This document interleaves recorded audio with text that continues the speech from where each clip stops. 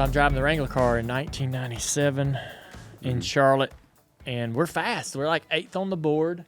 We're going to tape it off and qualify, go make a mock run and practice. We didn't know that we should probably put tires on too, so we had these 30-lap tires on and taped it off.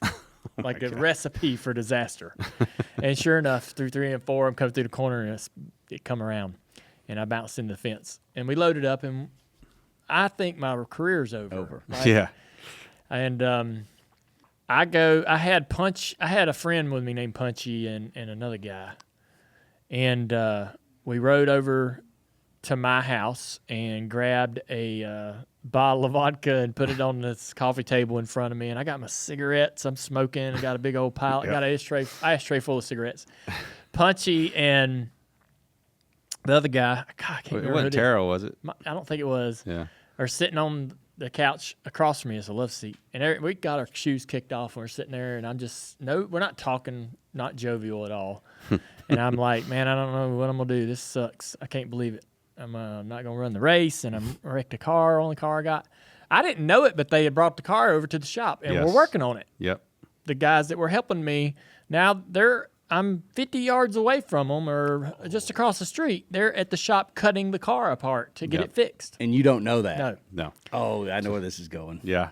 And so the door swings open. And it's a double-wide trailer I lived in. And the door swings open, bam, slams against the washer and dryer. Yeah. Clunk, clunk, clunk, boom, doom, doom. Dad comes walking in. He looks over at my buddies and goes, "Get your shoes on and get off my property." Yeah. And they grabbed their shoes and took off out the front door and drive down the road. And Dad looks down at me and goes, "What in the hell are you doing? They're over there working on your car right now, fixing it, cutting the frame." I'm like, I didn't know they were there. I didn't know they were doing that. Yeah. They're fixing it? Yes, they're cutting it apart. I'm like, you're gonna fix it? He's like, yes, we're gonna fix it. I'm like, not for the race that weekend, but like I just thought I was done. So we went outside. We went outside on the front porch. Yeah. We're on the deck because I was with them. You were with Dale. Yeah, I went over there with Dale. Yeah. And so what was he saying when he's driving up the driveway? He was just mad. Right. At first he was just going to check on you. Oh. And then he was mad as hell because you were drinking, hanging out with your buddies, and the guys over there, working.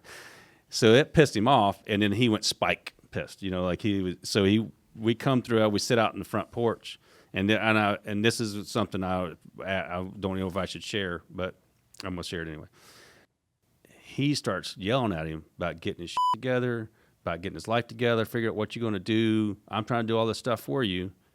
And Junior is the first time I saw him do this. And he looked at him and says, "Dad," he didn't call him Dad. He looked at him and he said, and I'm going to use your vernacular. He goes, "I ain't been a pimple in your ass for the last 10 years. And all of a sudden you can come over here and start telling me all this stuff." And all of a sudden, like it meant something.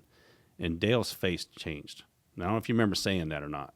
But his face changed, and I was like, that was one of those. I've had moments like that with my own son, and I finally told him one time. He was yelling. I was yelling at him one time in his room, and he looked at me, and I stopped and I said, "You're right."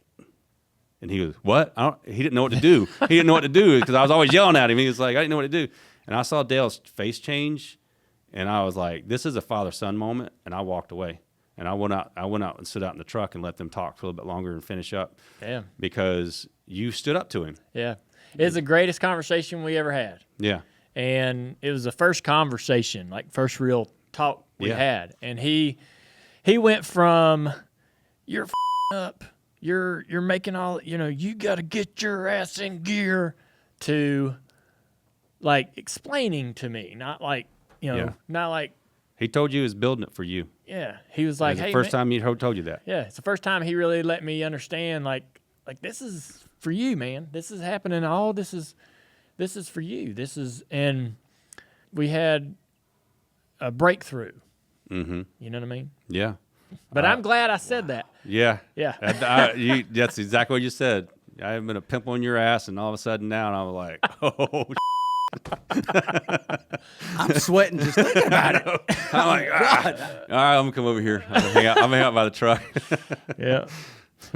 I love being able to talk about Dad and share the true stories about him. He was we both loved him.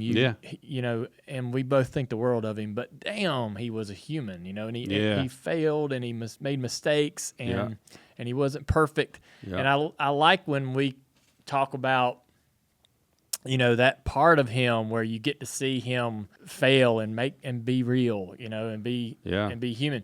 I was riding down the road on the way to Darlington this weekend with my Nova to drive it, and had my uncle Robert G. Jr. with me, and he spent a ton of time with my dad in the 70s going to the dirt tracks. And then when he tells a story about Dale Earnhardt, he holds Dad on this pedestal.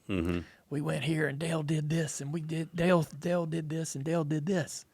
And every story that pretty much most of the stories you're gonna hear from Robert G. Jr., Dad's gonna be wearing a crown, right? Right.